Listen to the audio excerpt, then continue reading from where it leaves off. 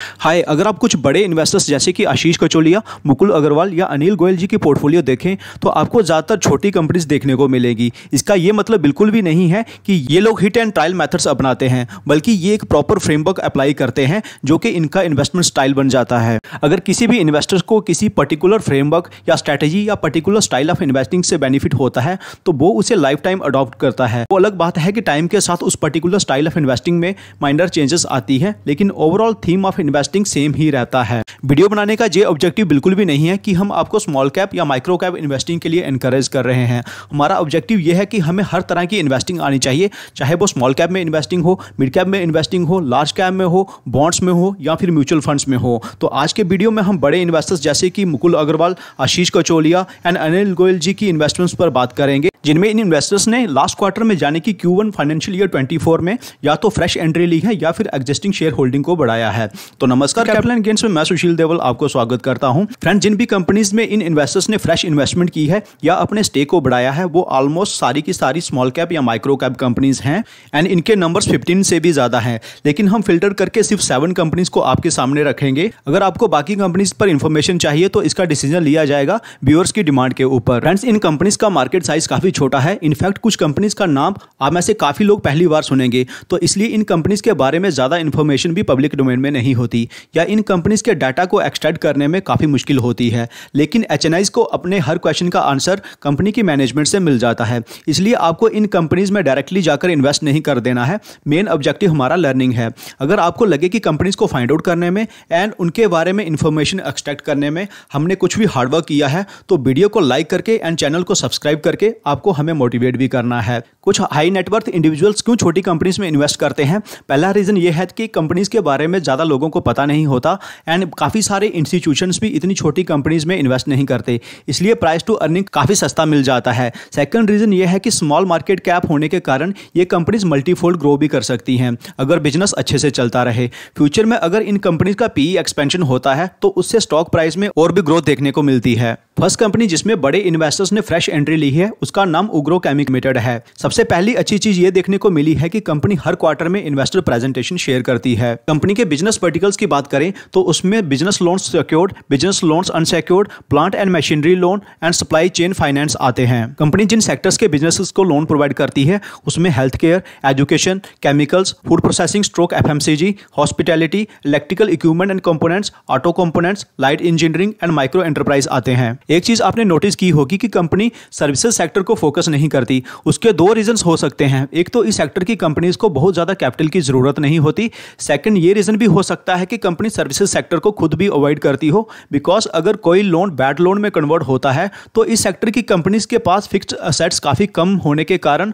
Loan को recover करने में काफी प्रॉब्लम होती है। कंपनी ने ग्रो एक्स के नाम से ऐप भी लॉन्च कर रखा है जिससे इजी स्टेप्स में लोन भी ऑफर किया जाता है। एक और अच्छा पॉइंट यह है कि बेशक कंपनी की प्रोडक्ट लाइन अभी कम हो लेकिन वेबसाइट पर सारे फीचर्स अच्छे से काम करते हैं। कंपनी अभी तक 48,000 प्लस कस्टमर्स को सर्व कर चुकी है एंड कंपनी का लाइव कस्टमर बेस का जो टर्नओवर है वो 1.6 लाख करोड़ प्लस है एंड उसके बाद कंपनी 4,000 प्लस पिन कोड्स पर सर्व कर चुकी है एंड MSME लैंडिंग मार्केट में कंपनी का शेयर 1% होने वाला है एंड इतनी छोटी सी कंपनी के लिए ये सारे अचीवमेंट्स काफी इंप्रेसिव हैं। बैंक्स या NBFCs के केस में सबसे इंपॉर्टेंट होता है कि उनकी असेट क्वालिटी कैसी है। ग्रॉस NPA जिसका मतलब है कि कंपनी के कितने परसेंट जो लोन है वो बैड लोन में कन्वर्ट हुए हैं वो है 1.6%, जो कि अगर HDFC बैंक से कंपेयर करें तो थोड़े ज्यादा हैं, ICICI बैंक से कंपेयर करें तो कम है, एक्सिस बैंक से कंपेयर करें तो भी कम है एंड कोटक महिंद्रा से कंपेयर करें तो भी कम है। मींस कंपनी के ग्रॉस NPA काफी अच्छे हैं। Banks and NBFCs her quarter में कुछ प्रोविजनिंग भी करते हैं।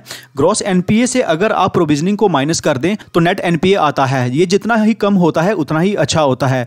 तो कंपनी का नेट NPA है 0.9%, जो कि बड़े बैंक्स के कंपैरिजन में थोड़ा ज्यादा है। 0.5% का नेट NPA बेटर माना जाता है क्योंकि जितने भी सारे बड़े बैंक्स हैं उनका नेट NPA 0.5% से नीचे ही है। कंपनी के एसेट अंडर मैनेजमेंट की ग्रोथ भी काफी इंप्रेसिव हो रही है। क्वार्टर ऑन क्वार्टर बेसिस पर 90% की ग्रोथ हुई है and year on year basis पर 105% की ग्रोथ हुई है, जो जो कि काफी इंप्रेसिव है। कंपनी की मार्केट कैप 2393 करोड़ है, मींस कंपनी एक स्मॉल कैप है। स्टॉक का पी 60.2 है, जो कि इंडस्ट्री की पी के कंपैरिजन में थोड़ा सा हायर है, जो 33.3 है। बैंकिंग एंड एनबीएफसीज के केस में आरओसी बहुत ज्यादा मैटर नहीं करती, लेकिन रिटर्न ऑन इक्विटी थोड़ी सी कम है। कंपनी की प्रॉफिट एंड लॉस स्टेटमेंट की बात करें तो फाइनेंशियल ईयर 19 के बाद कंपनी लगातार अच्छे रेवेन्यू जनरेट कर रही है। वही नेट प्रॉफिट्स की बात करें तो कंपनी हमेशा से ही प्रॉफिटेबल रही है, लेकिन फाइनेंशियल ईयर 20 के बाद अच्छे नेट प्रॉफिट्स भी बना रही है। तो यहाँ आप देख सकते हैं कि सेल्स लगातार बढ़ते जा रहे हैं, प्रॉफिट ग्रोथ भी लगातार अच्छी हो रही है। एंड यही रीजन है कि 10 सालों में कंपनी ने 27% के CAGR से रिटर्न बनाया है, लास्ट के 1 ईयर में 69% के CAGR से। बैंकिंग्स एंड एनबीएफसी के केस में बोरोइंग की पोजीशन को नहीं देखा जाता है, क्योंकि इनका बिजनेस ही बोरोइंग से आता है। उसके बाद अगर शेयर होल्डिंग पैटर्न की बात करें तो प्रमोटर्स के पास तो ना के बराबर होल्डिंग दिखती है, लेकिन ओवरऑल अगर हम स्ट्रॉन्ग हैंड्स की बात करें तो अप्रॉक्सीमेट 70% कंपनी स्ट्रॉन्ग हैंड्स के पास है। इस कंपनी में आशीष कचोलिया जी ने फ्रेश इन्वेस्टमेंट किया है, जहां पर उन्होंने कंपनी के 1.56% होल्डिंग बाय की है। तो इस कंपनी को आप फर्दर स्टडी कर सकते हैं, इसकी प्रोग्रेस को मॉनिटर कर सकते हैं। Second company Agarwal industries corporation limited है। कंपनी इंडिया की लार्जेस्ट बिटुमिन कंपनी है। बिटुमिन का यूज रोड की ब्लैक टॉपिंग में होता है, जिसमें बिटुमिन एंड कंक्रीट को मिक्स करके अप्लाई किया जाता है।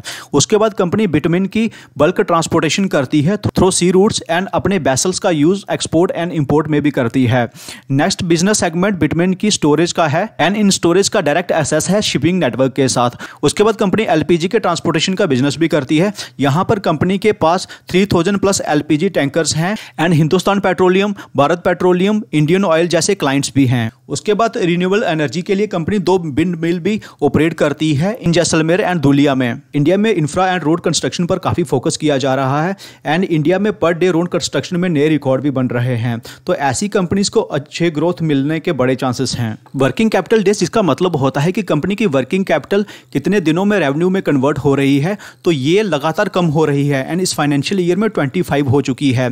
इसका कम होना ही अच्छा होता है। उसके बाद रिटर्न ऑन कैपिटल एम्प्लॉयड की बात करें तो ये लगातार बढ़ रहे हैं एंड इस फाइनेंशियल ईयर में 22.52% हो चुके हैं।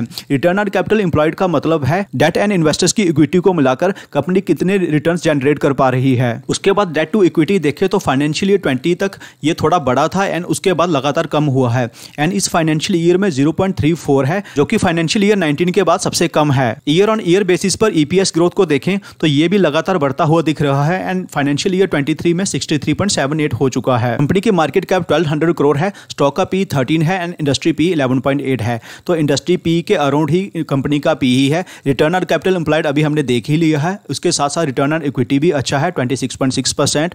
उसके बाद क्विक रेशियो है 1.09 एंड करंट रेशियो है 1.53, दोनों ही अच्छे हैं एंड रिटर्न ऑन एसेट्स है 14.3%, जो कि एक्सीलेंट है। उसके बाद अगर हम sales growth and profit growth को देखें तो सबसे अच्छी चीज़ ये देखने को मिल रही है कि कंपनी की सेल्स ग्रोथ काफ़ी कंसिस्टेंट है। इसके साथ साथ कंपनी के प्रॉफिट ग्रोथ भी काफ़ी कंसिस्टेंट है एंड ऐसी कंपनीज अपने इन्वेस्टर्स को अच्छे रिटर्न्स बनाकर देती ही हैं। शेयर होल्डिंग पैटर्न में देखें तो प्रमोटर्स की होल्डिंग 57.20% है, एफआईआईज की होल्डिंग 6.34% है एंड इस कंपनी में आशीष कचोलिया जी लगातार अपनी होल्डिंग को बढ़ा रहे हैं एंड इस क्वार्टर में 3.93% होल्डिंग हो गई है। इस कंपनी को भी आप फर्दर स्टडी कर सकते हैं एंड प्रोग्रेस को ट्रैक कर सकते हैं। थर्ड कंपनी जिसमें बड़े इन्वेस्टर ने अपने स्टेक को बढ़ाया है वो मगध शुगर्स है। इतनी छोटी कंपनी होने के बावजूद कंपनी अपने इन्वेस्टर्स के लिए हर क्वार्टर में प्रेजेंटेशन रिलीज कर रही है। कंपनी का business sugar production, industrial alcohol and ethanol production and ethanol से रिन्यूएबल एनर्जी जनरेशन का है। उसके बाद bioplast, tea and canned food and fruit product से भी कंपनी माइनर रेवेन्यू जनरेट करती है। इथेनॉल प्रोडक्शन के लिए कंपनी ने जो ग्रीनफील्ड कैपेक्स किया था वो कंप्लीट हो चुका है।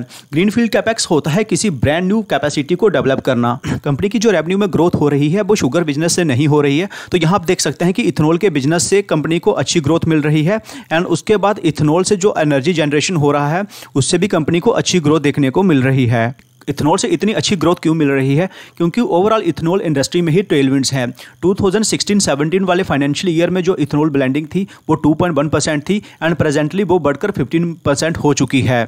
उसके बाद टोयोटा के स्पोक्स पर्सन का कहना है कि 2013 के बाद उन्होंने जो भी कार्स प्रोड्यूस की हैं वो 20% इथेनॉल ब्लेंडिंग के साथ रन कर सकती हैं एंड मारुति सुजुकी के स्पोक्स पर्सन का कहना है कि बाय 2030 जो 15% कार्स हैं वो इलेक्ट्रिक होंगी एंड 60% जो कार्स हैं वो बायोफ्यूल कार्स होंगी, जो कि ओवरऑल इथेनॉल इंडस्ट्री को एक बड़ा बूम दे सकती हैं।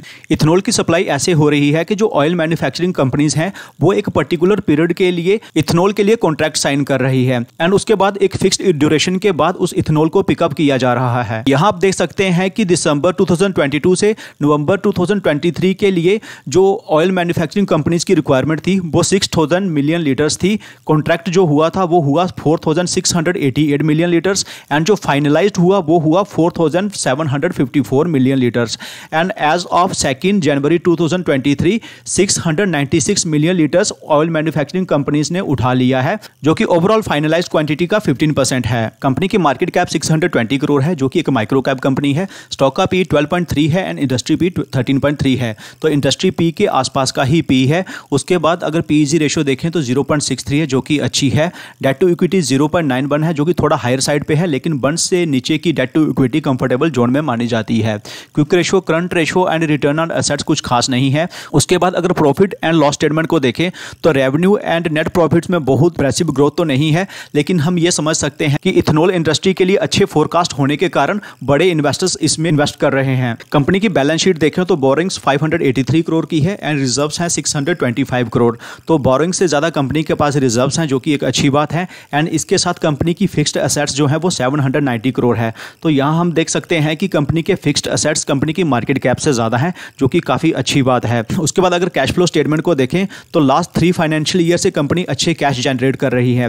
एक इंपॉर्टेंट पॉइंट जो मैं आपको बताना चाहता हूं वो ये कि अगर कोई कंपनी ऑपरेशन से कैश जनरेट कर रही होती है तो आप ये मान सकते हो कि वो कंपनी नियर टर्म में खत्म होने वाली नहीं है। उसके बाद कंपनी के शेयर होल्डिंग पैटर्न को देखें तो प्रमोटर्स की 61.02% की होल्डिंग है, एफआईएस एंड डीआईएस की नील होल्डिंग है, लेकिन जो बड़े इन्वेस्टर्स हैं उनकी अच्छी खासी होल्डिंग है। तो यहाँ आप देख सकते हैं कि अनिल कुमार गोयल जी ने इस क्वार्टर में अपनी होल्डिंग को 3.56 से बढ़ाकर 3.70% किया है। ओवरऑल अगर स्ट्रॉन्ग हैंड्स की बात करें तो कंपनी में 80% स्ट्रॉन्ग हैंड्स की होल्डिंग है। इस कंपनी को भी आप अपनी वॉच लिस्ट में रख सकते हैं एंड फर्दर स्टडी कर सकते हैं। नेक्स्ट कंपनी टीसीपीएल पैकेजिंग है। कंपनी पैकेजिंग बिजनेस में ऑपरेट करती है and one of the largest manufacturer है फोल्डिंग कार्टन्स की।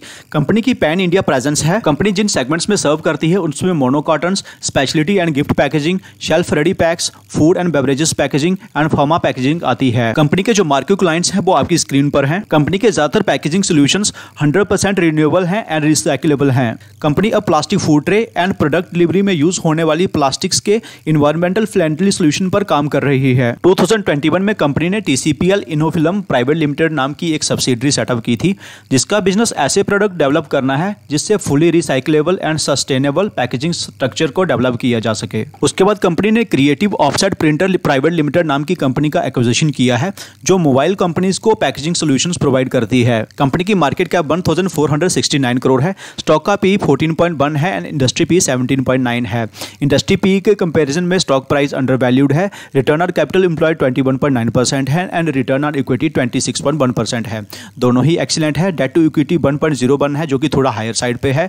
उसके बाद क्विक रेशियो थोड़ी सी कम है, करंट रेशियो अच्छी है एंड रिटर्न ऑन एसेट्स 9.60 है, जो कि बेटर है। तो प्रॉफिट ऑन लॉस स्टेटमेंट को देखें तो कंपनी के सेल्स समय के साथ बेटर हो रहे हैं, प्रॉफिट्स भी समय के साथ और अच्छे हो रहे हैं एंड यही कारण है कि कंपनी 10 सालों में 36% के सीएजीआर से रिटर्न बनाकर दे चुकी है एंड लास्ट 3 इयर्स में कंपनी 76% के सीएजीआर से रिटर्न बनाकर दे चुकी है एंड लास्ट के 1 ईयर में 61% के सीएजीआर से। जैसा कि ये कंपनी 1990 से इस इंडस्ट्री में काम कर रही है, लंबे समय से कंपनी प्रॉफिटेबल है। अब मैनेजमेंट ग्रोथ को फोकस कर रही है, जिसके लिए मैनेजमेंट एग्रेसिव स्टेप्स भी ले रही है नए नए प्रोडक्ट्स डेवलप करके। कैश फ्लो स्टेटमेंट को देखें तो कंपनी ने हमेशा ही ऑपरेटिंग एक्टिविटी से कैश जनरेट किए हैं। कभी भी ऐसा नहीं हुआ कि कंपनी ने ऑपरेटिंग एक्टिविटी से कैश जनरेट नहीं किए हो एंड लास्ट फाइनेंशियल ईयर में कंपनी ने जो ऑपरेटिंग एक्टिविटी से कैश जनरेट किए हैं वो हाईएस्ट एवर हैं। उसके बाद शेयर होल्डिंग पैटर्न को देखें तो प्रमोटर्स की होल्डिंग 55.74% है, जो कि एक लंबे समय से कांस्टेंट है। उसके बाद एफआईआईस की होल्डिंग ना के बराबर है, लेकिन इतनी छोटी कंपनीज में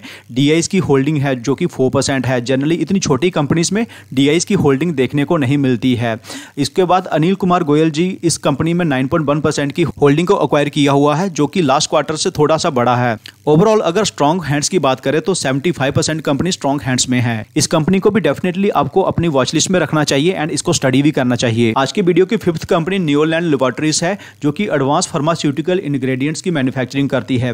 कंपनी का बिजनेस फर्दर 3 वर्टिकल्स में डिवाइडेड है, जिसमें फर्स्ट है जेनरिक ड्रग सब्सटेंस, नेक्स्ट है custom manufacturing solutions and third peptide का बिजनेस है। कंपनी के पास 65 एक्टिव यूएस डीएमएफ्स हैं। डीएमएफ जिसका मतलब है ड्रग मास्टर फाइल। होता क्या है कि जब किसी ड्रग का पेटेंट एक्सपायर होता है तो उस ड्रग को मैन्युफैक्चर करने के लिए कंपनीज ड्रग मास्टर फाइल करती हैं, जिससे उस ड्रग्स के मैन्युफैक्चरिंग से रिलेटेड कुछ कॉन्फिडेंशियल डिटेल्स का पता चलता है। 950 प्लस कंपनी ने वर्ल्ड वाइड डीएमएफ्स फाइल कर रखे हैं। कंपनी की प्रेजेंस 80 प्लस कंट्रीज में है एंड कंपनी के पास 39 प्लस ईयर्स का एक्सपीरियंस है।